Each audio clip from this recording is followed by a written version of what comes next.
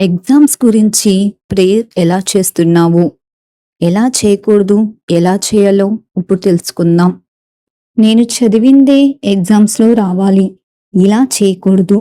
నువ్వు నా ప్రక్కనే ఉండి ఆన్సర్ చెప్పు యేసయ్య. ఇలా చేయకూడదు. నువ్వు నా చేతిని పట్టుకుని వ్రాయించు. నేను పడుకుంటా లేదా ఆడుకుంటా. ఇలా కూడా చేయకూడదు. ప్రక్కన వాళ్ళు నాకు ఏదైనా డౌట్ వస్తే చెప్పాలి. ఇలా చేయకూడదు. నేను చూసి రాసినా ఏమీ అనకుండా ఉండే టీచర్ మాకు రావాలి. ఇలా చేయకూడదు. ఎగ్జామ్స్‌లో నా ప్రక్కనే ఫ్రెండ్ ఉండాలి. ఇలా కూడా చేయకూడదు. ఎగ్జామ్స్ గురించి ప్రేయర్ ఎలా చేయాలో ఇప్పుడు తెలుసుకుందాం. చదివింది చదివినట్లు జ్ఞాపక శక్తి ఉండాలి.